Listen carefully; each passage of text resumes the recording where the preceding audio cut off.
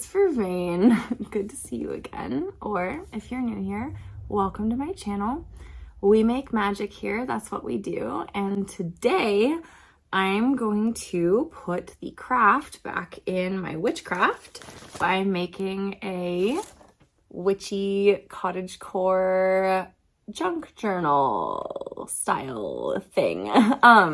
Yes, that's what it is. Like, I want to call it a grimoire because I feel like a book like this deserves to be a grimoire, but also I'm practicing creative play this year and doing whatever the fuck I want. And part of the reason that I made a junk journal is because when I work with, I said I'm making it today. Don't worry, I'm making it in this video, but I did already make it in real time. Sorry to spoil the surprise. Anyhow, this is what we're making today, so stick around if you want to see that. But I feel like whenever I have like a new blank journal off the shelf that's so beautiful, like I love them, I collect them, I definitely, okay, maybe hoard them a little tiny bit. I love journals. They're so pretty and I love writing in them and I use them. I fill them up. My dad said to me once, I was like 15 or whatever, and he was like, you know, it's so funny. I feel like everyone gives girls these journals as gifts and most people don't use them, but like you fill them up. And I was like, yeah, I fill them up. I do fill them up.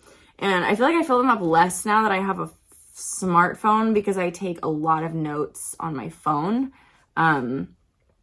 And I even do some sketches on my phone. So all of that stuff used to go in notebooks and journals, and it doesn't so much anymore. But what I'm saying is that when I have like a new beautiful journal fresh off the shelf or fresh off out of the mailbox, as the case may be, it feels like this journal is perfect and clean. And I want to keep it that way. And so I want to be very intentional about how I use it. And I want to keep it nice. And I want to make sure that I know like how I'm using it and use it the same way the whole way through so that I can be like, that's my journal for that, or like, that's my journal for this time in my life.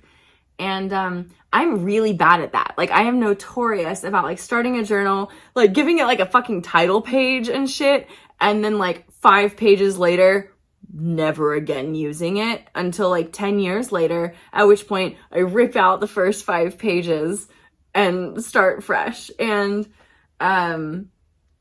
I'm just like not interested in moving through that pattern this year. So I made myself a junk journal and I'm just going to let myself use it however the fuck I want to. So if you want to follow along with the journey of how I made this thing, this is the video for you. It's all going to be sped up footage and I talk over it. So you get the fast version. But I think you get all the important details. And you'll also get a little sneak peek of what it looks like. If you want to see the full flip through of the finished thing, you'll have to subscribe and hit the bell for the notifications so that you can be alerted when that video comes out, which will be the next one. So enjoy this little, it's not really a tutorial because going into this, I didn't know what the fuck I was doing. I had like watched other people do things. I had bound a book before, but that one, I'm not proud of how I bound that one. I would do it differently. I would probably do it like I did this one. Yeah, I'm really happy with how it turned out. I do think I can solidly recommend most of the techniques that I used, and I think the ones that I can't, I tell you all about. So if that's something that you're interested in, stick around. This is the video for you. And I will see you again at the end.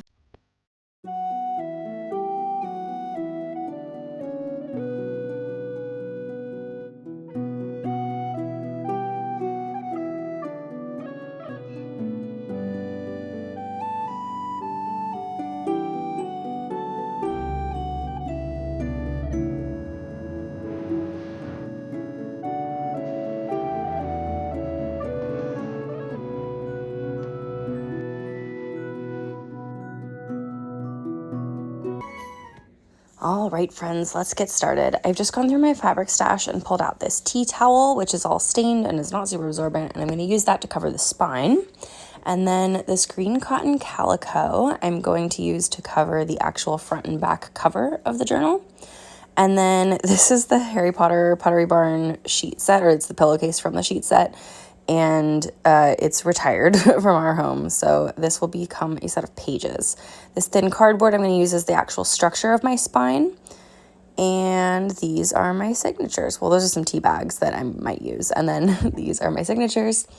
I was going to do a full flip through of the pages that I was including in this video, but I think I'll just let you get that quick little preview here, and then I will go ahead and skip ahead, and you can see all of the pretty pages finished and complete in the final flip through, which I will do in a different video, and that'll be real time, and I'll talk through it and show you all the pretty details.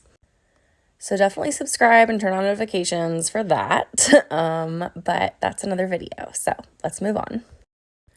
So like I said, I'd already built my signatures, but when I went through my fabric stash, I found this pillowcase and I really wanted to add it to one of them. I wanted to add it next to this owl coloring page that I had as one of the centerfolds.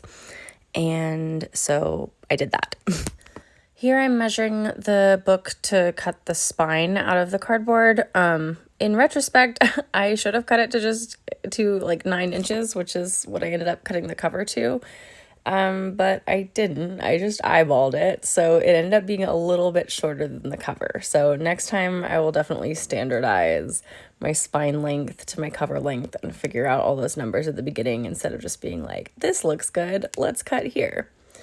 Okay, so what's going on now is I'm trying to decide where to put my signatures. I spent a really, really long time figuring this out, and not only have I sped this footage up like 10 times, I also have like cut some out because I spent a long time working on that.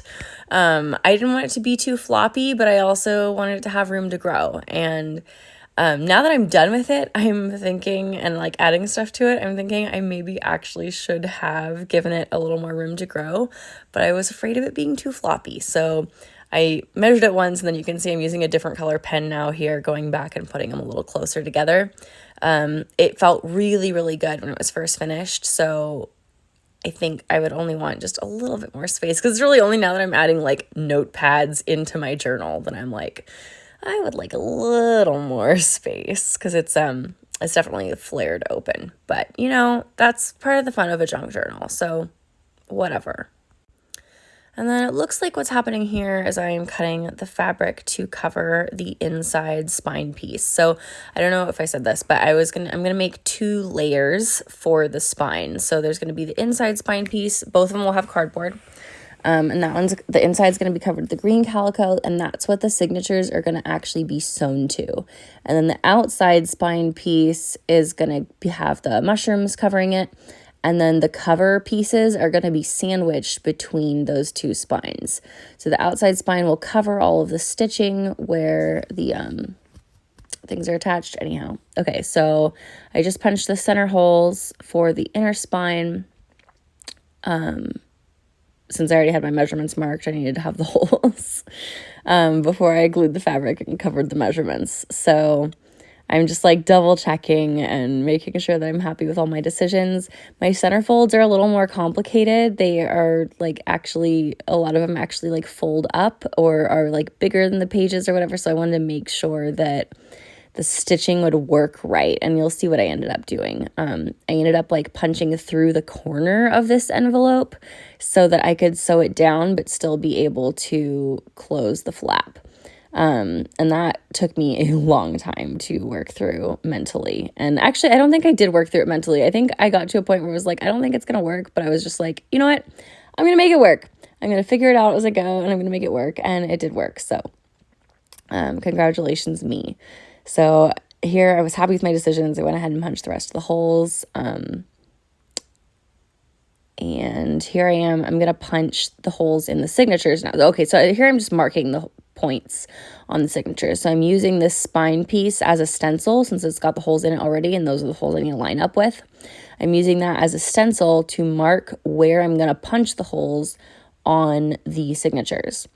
I did end up doing this later in the process, but in retrospect, like going back, I would do this earlier on, pin everything together with clothespins so it doesn't move. You'll see that I do that later when I start sewing things in, but I'm looking at what I'm doing here and I'm like, boy, I could have made my life easier by doing that. So just a tip. And then here it looks like I was all mentally prepared to start sewing things down, but I hadn't actually glued the fabric onto my spine yet. So here I'm going to cover the inside spine piece. This is PVA. Sometimes it's called or sold as bookbinding glue, but polyvinyl acetate is what PVA stands for, and I really like working with it. It was recommended when I was looking at bookbinding stuff, and so I just trusted people. There's a reason. Yeah, it's great. It dries clear, it's non-toxic, it's flexible, and I really like that it has a really fast working time, so it dries really quickly. It doesn't have a strong hold while it's wet, so the clothespins are really helpful,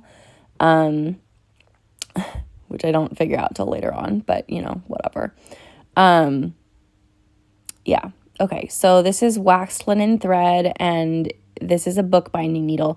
But basically the only specialized tools that I'm using for this, or like specialized tools or supplies, are the bookbinding needle, the awl, and the waxed linen thread. And you could use any other, and I guess the PVA. But the PVA I use for all sorts of paper crafts now. The bookbinding needles you kind of need, and they're really cheap. And awl, you could totally use something else to poke the holes, but awls are great. And the thread, you could totally use like embroidery floss or kitchen string or whatever. So,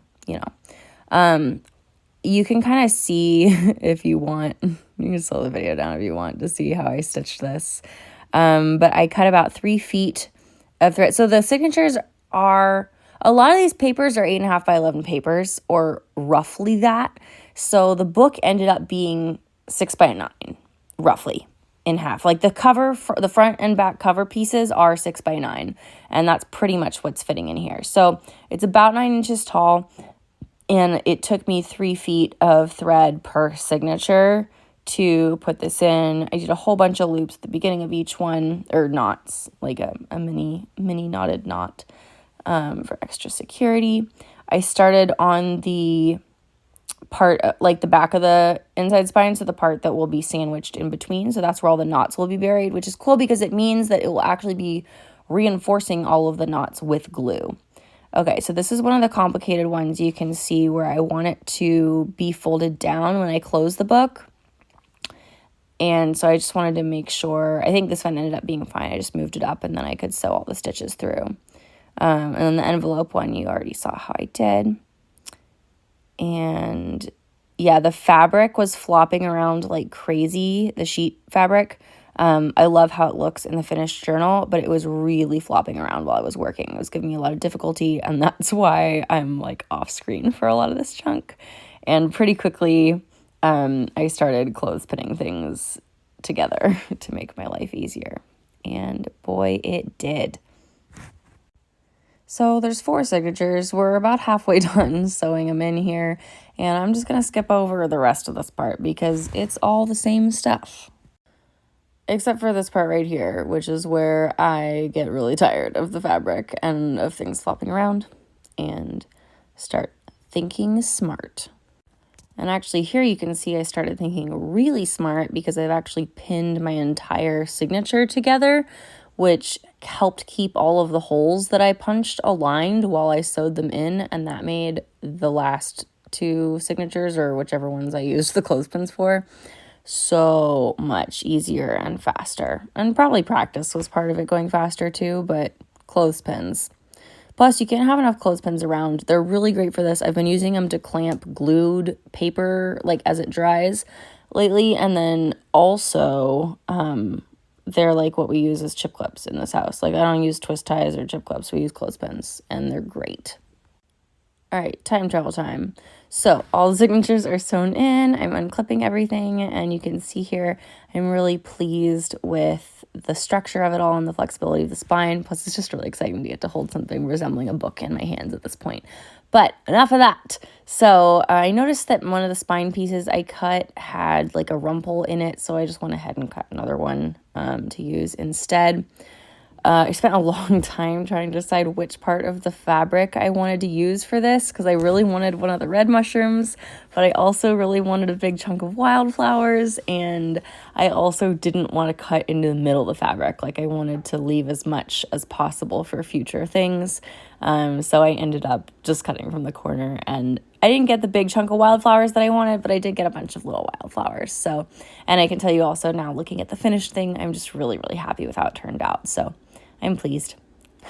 I ended up trimming a little bit of the corners here where it overlapped a bunch, but then also like gluing in between, really clamping down real good there. And then this, I think I left this and the covers to dry like overnight, and I'm about to make the covers here, and then I went ahead and assembled the whole thing tomorrow. So these are the covers. I've cut them from chipboard. They are exactly 6 by 9. I measured them. I cut them on my fancy little Fiskars cutter that I love. I did have to cut it on both sides to get it to cut all the way through, but it worked. So I didn't have to use anything else. So that was a win in my book. So I think here I was trying to decide how I wanted to cut and fold the fabric for the covers, because there's my pattern weight. Water makes a great pattern weight. Because I knew that I wanted it to fold over all of the edges and be pretty on the inside. But obviously, like, the folds, this side that you're seeing now is going to be on the inside. And so I was trying to decide, did I want the sides on the top? Did I want the top and bottom on the top here? And then how much overhang did I want, so that I knew what I wanted to put on, or like, what did I want to glue on the inside front cover, so that that would determine how much overhang I wanted. And you'll see what I ended up doing in the end, but I decided I did want kind of a lot of overhang. And I decided that I wanted to have the top and bottom flaps over the side flaps. You can see I also had a wrong thoughts about where that fabric was going to land, and I feel kind of silly about that. But, you know, it was probably like 5 a.m. when I did that, so you'll have to forgive me. And then we're just doing the back cover again. Again, this glue, or not again, we're doing the back cover now. And again, this glue is PVA. I'm pulling the fabric taut on the glued side, and that's getting the wrinkles out. So I didn't like iron this or anything. The glue and the tug was enough to get all those wrinkles out. It looks really smooth, the finished product, so no need to iron this. Getting that glue all tucked in, get this nice and clamped, and then this, I believe, I left overnight just like this. Alrighty, so we just tried on the cover for size, and it looks so good. I'm so excited to put it all together. Just a note, I did end up somehow gluing this all together like upside down, by which I mean that after I finished gluing it together the first time, like the pages were right side up and the mushrooms on the spine were upside down. And I did this, I made myself late for work doing this, because I was like, okay, I have a little bit of time before work to glue this down. And I glued it down, and I got it all in place. And then I opened it up, and I was like, fuck. Because it was upside down. So then I pulled it all apart. And I'm really glad I caught it in time, because the PVA really does dry fast, and it really is a good bond. So I don't know if I would have been able to save it if I had waited any longer. So I'm really glad that I noticed that in time. And then, yeah, at this point, I just left it to dry while I went to work. Alrighty, so at this point we have pretty much a finished book. It's usable. It's a usable journal. It holds together. You can write in it. It's functionally, it's done. Can you tell by my desk that I have been busy making art? And would you believe me if I told you that I had tidied like 3 times since I made my journal, and it still looks like this? Yes, because that's what being creative looks like. All right, so guys, here is the finished thing. God, I love her so much. I just love her. I'm in love. Okay, I cannot resist giving you guys a sneak peek of the finished product now. I mean, it's not really a sneak peek. I want you guys to see the finished product. I'm not going to do the full flip through here, but I do want you to see kind of like the big, like the structural things that I did between the last time we talked, which for you was like 2 seconds ago, and now. So for one, this is like a burlap ribbon that I had from a gift that I'd been given. I save all my fucking gift wrap, man. Okay. And a lot of it I reuse for gift wrap, but then some of it is just too good to give away and I can't. So I've got the beautiful, well, I'll untie it because that's fun, right? And I just think this thick burlap ribbon ties the prettiest bow and it makes me so happy. So here's the spine. Like I said, I really wanted to be able to see the Ammonite Muscaria from the front, and you can, and that makes me really happy. And I did also want plenty of wildflowers on the spine. And there's not like the big bouquet that I really liked, but I've got this one and this one and this one and this one and part of that one and that one, and that's plenty of flowers for me, plus mushrooms. How can you go wrong? Okay, that's not structural, but I really did want you to see that. And it's right side up. Check that out. Okay, and then yeah, as you can see, no need to iron. It stayed nice and flat just from being pulled taut while being glued and then being clipped. Okay, so inside front cover, this is what I ended up doing. I actually made my own gusseted envelope, and it was kind of a bitch. And probably, I don't know why I did it this way, because I thought it would look good, and it does look good. But if I were to go back and do it again, I would 100% have the envelope open this way instead of this way, because I just don't actually love long envelopes that open on the short side, because I feel like then you can only stick like really long things in there. And so I don't know how useful this will be for me, but I did put it in there, and it should theoretically hold things because it's got gussets, and you know what, it's pretty, and I don't give a fuck if I ever put anything in it. I just like looking at it. And this was a piece of scrapbook paper. I got this whole pack of like winter woodland scrapbook paper from Michael's, and it was all black and white. And so the brown half I did with the Dilutions ink spray. This one, the ground coffee Dilutions ink spray, on the gel plate so that I could get that nice even pickup. And then you can see that it still got the splatter, and I was like, whatever, I got enough of it, I'll just use the part of the page that's brown, because it was like most of the page. And then I decided I really liked where it splattered, and so I ended up going over this side with the Distress Oxide in something linen, the lightest Distress Oxide that I have. It's called something linen. So this was originally black and white paper, and now it's like brown and cream, and it makes me happy. And I liked the kind of almost like parquet look. Okay, we're not going to do the full flip through. I did add this like doily pocket. Okay, this is one of my favorite things. This was all done after the fact.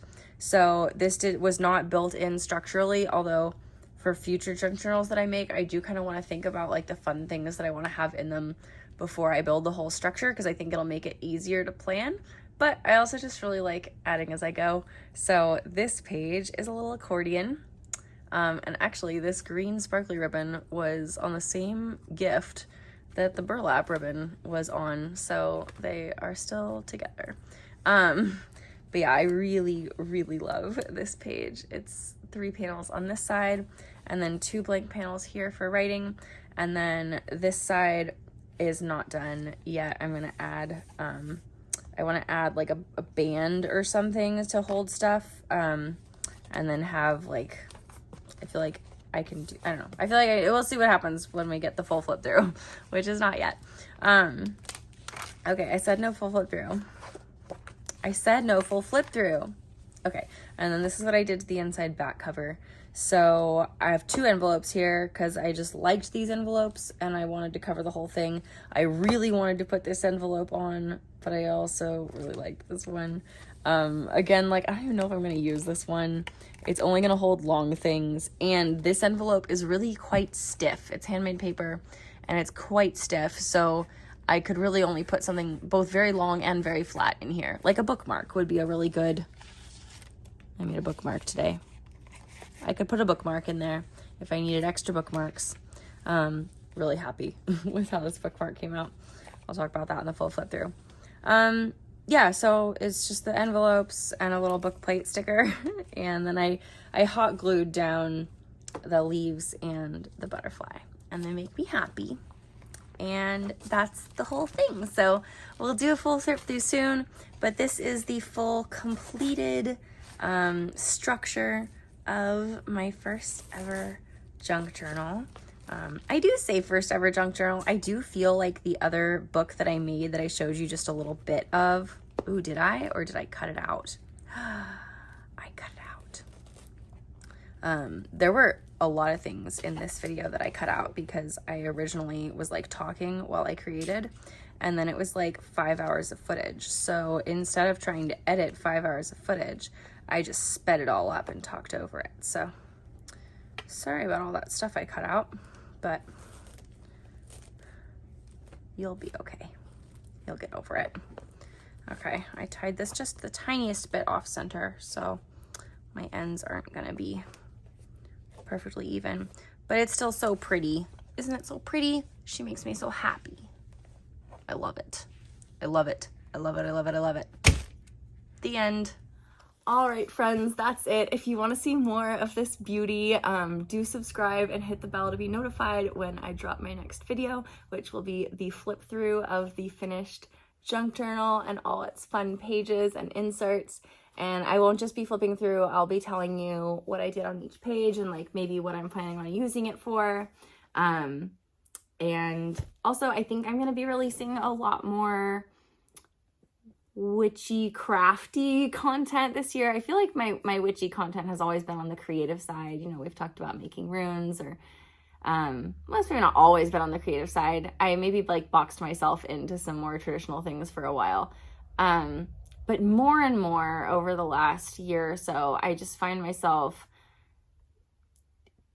becoming disillusioned, but like in a good way. Whereas like I feel like I was living under all of these illusions that like things had to be done a certain way. And those ways were, you know, often difficult and time consuming or exclusive or whatever. And I've just come to realize that like actually things can be done differently, and a lot of those things that you want to do don't have to be done that way. They can be done an easier way that feels better for you, for Vane. And I feel like I'm coming upon some easier ways to make videos.